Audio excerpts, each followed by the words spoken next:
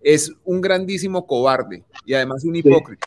Y cuando ya le iban a ejecutar el incidente de desacato, ahí sí, el valiente Uribe, el frentero Uribe, tuvo que salir a decir lo que tocaba. Lo mismo que le pasa a otros periodistas con los cuales él se excusa, pero después revive el fantasma de eso y lo aprovecha como le conviene. Vamos con mi columna y seguimos hablando con Matador, o se lo cancelamos. No. De una. Se llama Lo que Uribe teme. Muchas personas me han preguntado la razón por la cual el expresidente Álvaro Uribe, de pronto, como de la nada, empezó hace 2 días a trinar nuevamente las mismas infamias que durante 22 años ha esparcido contra mí. Así sucede de tiempo en tiempo, sin importar que jamás haya podido sustanciarlas, pero creo que esta vez tiene una razón fuerte. Durante más de 2 décadas ha tratado sin éxito de criminalizarme. Él sabe perfectamente que está mintiendo. Por 8 años usó la inteligencia del Estado para perseguirme ilegalmente, tratando de identificar mis fuentes de información o de encontrar algo que yo hubiera hecho mal en la vida para judicializarme. Mi familia y yo fuimos implacablemente seguidos, coincidiendo con intensos periodos de amenaza. Agentes del DAS, usando fondos reservados, se disfrazaron de vendedores de flores para vigilar la entrada al barrio donde vivíamos. La camioneta de una aparente lavandería estuvo durante semanas estacionada frente al edificio en el que estaba nuestro apartamento. Un grupo de detectives rondaba la sede de Noticias 1, el noticiero que dirigía, para tratar de establecer con quién hablaba o si hacía algo indebido. 2 altos directivos del DAS confesaron los seguimientos ilegales. Marta Leal, la directora de operaciones de inteligencia, declaró, abro comillas, en relación con Daniel Coronel, Andrés Peñate manifestó que el presidente Uribe se encontraba muy molesto por los artículos que permanentemente sacaba cuestionando su gestión o a él mismo. Quería saber el presidente de la República si el periodista se encontraba en el país y en lo posible tratar de ubicar quiénes eran sus fuentes de información, cierra comillas. El capitán Fernando Tavares, director de inteligencia, reveló una reunión en el Club el Metropolitan en el que el secretario general de la presidencia instruyó sobre cuáles eran los principales blancos del DAS durante el gobierno Uribe. Abro comillas. El doctor Bernardo Moreno le manifestó a la doctora María del Pilar Hurtado que el interés del presidente de la República era que el DAS lo mantuviera informado sobre 4 temas o aspectos principales. La Corte Suprema de Justicia, la senadora Piedad Córdoba, el senador Gustavo Petro y el periodista Daniel Coronel, cierro comillas. También metieron el número de mi celular en la lista de teléfonos de un procurador investigado para chuzarme amparados en una orden judicial que nada tenía que ver conmigo. Por estos delitos fueron condenados los altos directivos del DAS, incluyendo a su directora María del Pilar Hurtado. También recibió sentencia condenatoria Bernardo Moreno. Quisiera que viéramos el video, Jonathan, si es posible. Daniel Coronel. Se acreditó que para los meses de abril y mayo de 2008, María del Pilar Hurtado presionó a sus subalternos para que obtuvieran información de Daniel Coronel debido a la molestia que le generaban al presidente de la República de la época los artículos publicados por dicho periodista, razón para que se fijara como objetivo identificar sus fuentes, en pro de lo cual se realizaron actividades de seguimiento y vigilancia sobre este comunicador.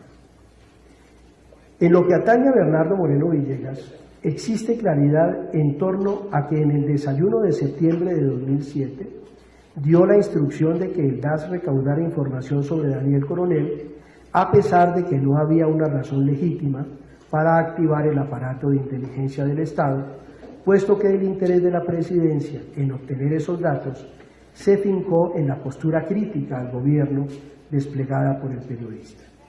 Así las cosas.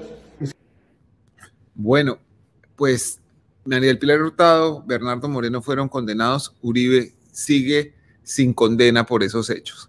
La impunidad de la que ha gozado el expresidente lo ha llevado a seguir repitiendo sus infamias, sin importar que un juez de tutela le haya ordenado rectificar. Lo hace de mala fe, fingiendo que cumple la orden judicial, haciéndolo a medias para volver al ataque. Todo en retaliación por las investigaciones periodísticas que he hecho.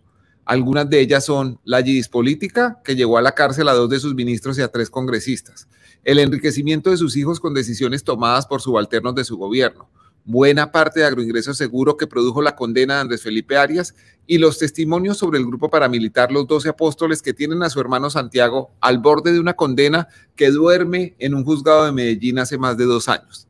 También, quizás ustedes lo recuerden, he publicado las pruebas que hoy tienen imputado al expresidente por soborno de testigos y fraude procesal. Un buen día, furioso por una columna en la que hablé de las persistentes dudas sobre las circunstancias en las que murió Pedro Juan Moreno, decidió sindicarme por Twitter de ser narcotraficante. Ahí está el trino, dice entonces Daniel Coronel también debe someterse a la JEP para que confiese su delito de narcotráfico. Como para esa época Uribe era senador, presenté una querella contra él en la Corte Suprema de Justicia. Pasaron 4 años antes de que me llamaran a una diligencia de conciliación, que es un requisito de procedibilidad para el proceso penal por injuria y calumnia. El magistrado Eider Patiño decidió ese día dejarnos solos con nuestros abogados para que buscáramos una fórmula de entendimiento. Recuerdo un Uribe disminuido, diciendo que lo único que tenía de mafioso es que le gustaban los caballos y reconociendo que lo que había dicho sobre mí era mentira, pero que estaba muy herido por mis publicaciones. La reunión terminó con su sugerencia, con la sugerencia de Uribe, de que su abogado y mi abogada se reunieran para acordar los términos de su retractación. La audiencia ocurrió justo cuando yo empezaba a publicar las pruebas de las presiones al testigo Juan Guillermo Monsalve.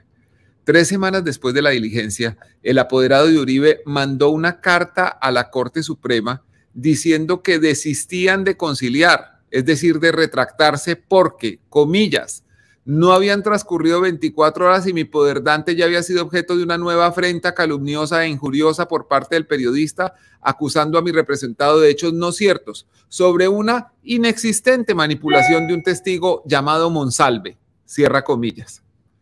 Es decir, Uribe pretendía que para que él no siguiera diciendo mentiras contra mí, yo tenía que dejar de decir verdades sobre él.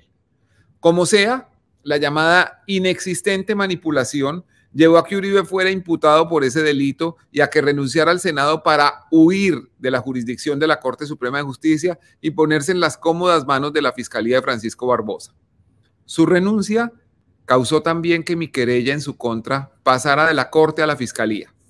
Allí han hecho todo lo posible por demorar el trámite. Por ejemplo, el expresidente nunca ha negado ser el autor del trino. Sin embargo, la acuciosa Fiscalía decidió preguntarle oficialmente a Twitter, escribiéndole a sus cuarteles generales en California, si realmente ese mensaje había salido de la cuenta de Uribe. El año pasado me llamaron a una audiencia para ver si quería ratificarme en la denuncia. Me ratifiqué con todas las letras frente al fiscal delegado ante la Corte, Leonardo Cabana, y a su fiscal de apoyo, Jaime Setién. Respetuosamente les dije que ellos tenían 2 opciones: o demostrar que yo soy un narcotraficante o imputar al poderoso expresidente Uribe por los delitos de injuria y calumnia. Un mes después, supe que el fiscal Setién tenía lista la imputación contra Uribe. El documento jamás fue presentado. En cambio, el fiscal fue trasladado al Catatumbo. En enero, en los primeros días de este año, después de la vacancia judicial, recibí una citación del fiscal Javier Cárdenas, el mismo que aboga con pies y manos por el archivo del caso contra Uribe por soborno de testigos y fraude. El risible fiscal citaba a una nueva audiencia de conciliación, pasando por alto que esa sesión ya había sucedido y que el apoderado del expresidente renunció por escrito a la posibilidad de conciliar. En mi opinión, con esa diligencia añadida, buscan dilatar el proceso para que prescriba la acción penal y el caso muera por vencimiento de términos. En eso había quedado hasta el jueves de esta semana, cuando supe que es Vox Populi en la unidad de fiscales delegados ante la Corte Suprema que no tienen remedio, ni camino distinto al de imputar a Uribe por mi denuncia. Me enteré de eso pasada las 4 de la tarde, hora de Colombia. A las 5:12 empezaron los trinos de Uribe. Esa es la columna, muchas gracias. Tremenda. Qué raro. ¿Qué decían los trinos, tocayo?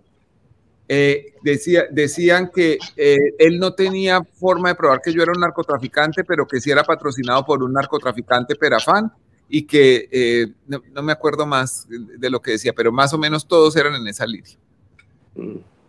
Y él repite y repite, a pesar de que hay sentencias de tutela, todo, lo mismo que le pasa a otros periodistas con los cuales él se excusa, pero después revive el fantasma de eso y lo aprovecha como le conviene.